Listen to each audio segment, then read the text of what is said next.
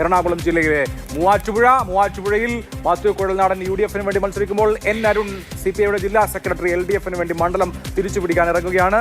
Sunny Thomas ആണ് അവിടെ NDA-യുടെ സ്ഥാനാർത്ഥി. 2020-ക്കാണ് മൂവാറ്റുപുഴ മണ്ഡലം. മൂവാറ്റുപുഴ നമുക്കറിയാം 2016-ൽ CPI ജയിച്ചതാണ്. അത് മാത്യു പിടിച്ചു. ആ മാത്യുവിൽ നിന്ന് തിരികെ പിടിക്കാനാണ് ഇത്തവണ അരുൺ തന്നെ ഇറങ്ങുന്നത്.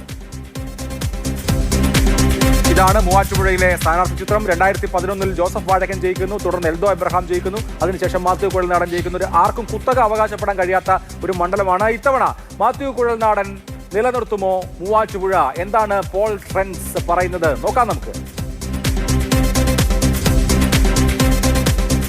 മാത്യു തന്നെ. മാത്യുവിനാണ് lead. 47.27, LDF 41.80, NDA 10.93, 5.47 lead. 5.47 lead. നമുക്ക് ആ മുനിസിപ്പൽ അതുപോലെ തന്നെ പഞ്ചായത്ത് തെരഞ്ഞെടുപ്പുകൾ എടുത്താൽ ആ പാറ്റേൺ വളരെ വിസിബിൾ ആണ്. ജയിക്കും, പക്ഷേ ഒരു വലിയ ഭൂരിപക്ഷത്തിലേക്ക് പോകില്ല.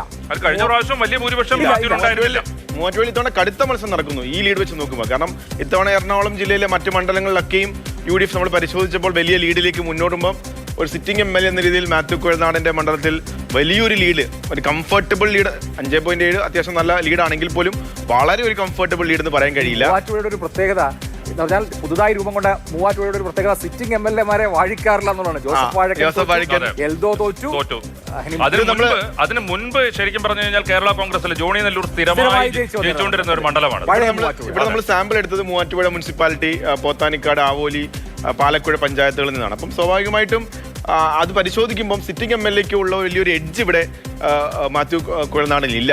അട്ടിമറി സാധ്യമാണോ എന്ന് ചോദിച്ചാൽ പിന്നെ വേറെ കാര്യം, CPM സംവിധാനം ഏറ്റവും നന്നായി അവർ കഴിഞ്ഞ തെരഞ്ഞെടുപ്പുകളിൽ നമ്മൾ കാണുന്നത് പോലെ മുഖ്യമന്ത്രിക്കെതിരെയും അല്ലെങ്കിൽ മകൾക്കെതിരെയുമുള്ള നിരന്തരമായിട്ടുള്ള മാത്യു കുഴൽനാടൻ്റെ ആരോപണങ്ങൾ കിഫ്ബിയുമായി ബന്ധപ്പെട്ട അപ്പോൾ ആ പ്രചരണങ്ങൾക്കെതിരെ LDF സംവിധാനം വളരെ ശക്തിയോടെ തോൽപ്പിക്കാൻ അവിടെ CPM-ന് വലിയ വളരെ നിർണായകമാണ്. അവിടുത്തെ മുസ്ലിം വോട്ടുകൾ, വളരെ കൺസിഡറബിൾ മുസ്ലിം വോട്ടുകളുണ്ട്. ആ വോട്ടുകൾ പിന്നെ CPI വളരെ നാളുകൾക്ക് ശേഷം ഒരു ഹിന്ദു ക്യാൻഡിഡേറ്റിനെ പരീക്ഷിക്കുന്നു. കൺസിഡറബിൾ ആയി നായർ ഈഴ വോട്ടുള്ള, അത് നമ്മൾ പറയുമ്പോഴും ക്രിസ്ത്യൻ മണ്ഡലമാണെങ്കിലും കൺസിഡറബിൾ ഹിന്ദു വോട്ടുകളാണ്. അത് ഏകീകരിച്ചാൽ ഒരു പക്ഷേ ഈ പറയുന്ന മാർജിൻ മറികടക്കാൻ പറ്റും. മറ്റൊരു ഘടകം, അവിടെ 2020 മത്സരിക്കുന്നത്. ഒരു കത്തോലിക്ക വിഭാഗത്തിൽ നിന്നൊരു സ്ഥാനാർത്ഥിയാണ് അവിടെ മത്സരിക്കുന്നത്. അത് മാത്യുവിന് എത്രമാത്രം വളരെ ടൈറ്റായ ഒരു മത്സരമാണ്.